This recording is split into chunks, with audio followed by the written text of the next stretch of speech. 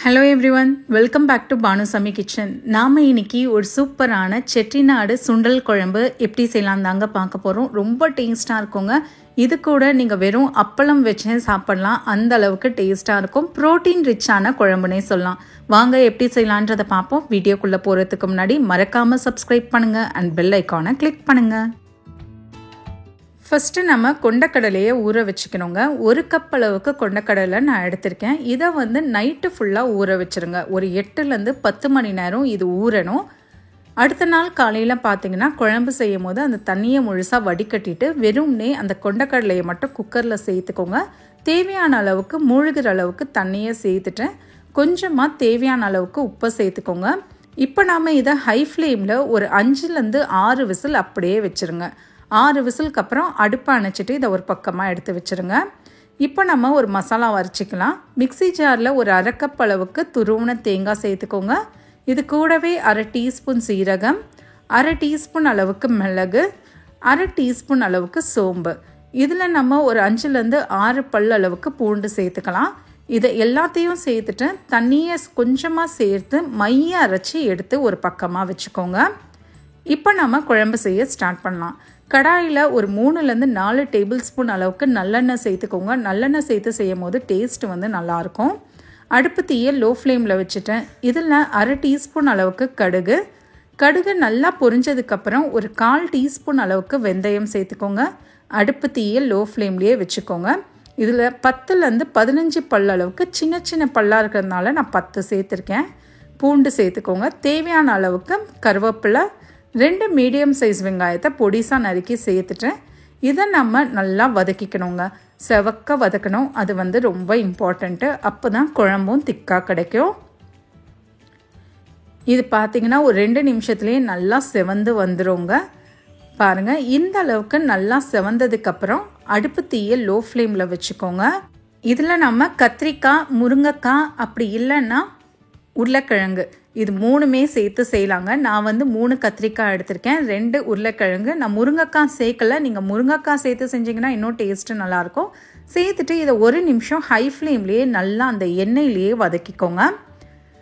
இப்போ பார்த்திங்கன்னா நல்லா வதக்கியாச்சு.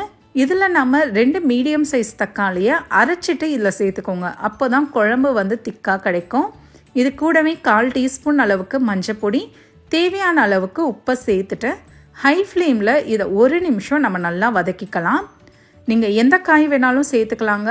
ஆனால் கத்திரிக்காய், முருங்கைக்காய், உருளைக்கிழங்கு இது 3ம் சேர்த்து அந்த சுண்டல் குழம்பு செய்யும் போது டேஸ்ட்டு சூப்பராக இருக்கும். இப்போ பார்த்தீங்கன்னா 1 நிமிஷமாக நல்லா வதக்கிட்டுருக்கேன். இந்த அளவுக்கு நல்லா வதக்கினதுக்கப்புறம் இதில் நாம் குழம்பு மிளகாய்த்தூள் சேர்த்துக்கலாங்க. வீட்டில் அரைச்ச மிளகாய்த்தூள் கூட நீங்கள் சேர்த்துக்கலாம். 2லேருந்து 3 டேபிள் ஸ்பூன் அளவுக்கு குழம்பு மிளகாய்த்தூள் நான் சேர்த்துருக்கேன். சப்போஸ் குழம்பு மிளகாய்த்தூள் இல்லாதவங்க 2 டீஸ்பூன் அளவுக்கு வெறும் மிளகாய்த்தூள், 2 டேபிள் ஸ்பூன் அளவுக்கு தனியாத்தூள் கூட நீங்கள் சேர்த்துக்கலாம். வீட்டில் அரைச்ச மிளகாய்த்தூள் கூட நீங்கள் சேர்த்து செய்யலாம். 1 நிமிஷம் நல்லா வதக்குனதுக்கப்புறம் இதில் நம்ம எடுத்து வச்சிருந்த சுண்டலை இதில் சேர்த்துக்கோங்க. சுண்டல் நல்லா வெந்து போயிருக்கணுங்க.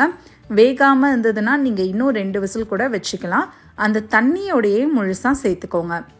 சுண்டலை சேர்த்துட்டு 1 நிமிஷம் மிதமான சூட்டில் இதை அப்படியே கொதிக்க விடலாங்க. தட்டை போட்டு மூடி மிதமான சூட்டில் ஒரு 5 நிமிஷம் அப்படியே வச்சுருங்க. 5 நிமிஷத்துக்கு அப்புறம் ஓப்பன் பண்ணி பாருங்கள். காய் எல்லாமே வெந்திருக்கும்.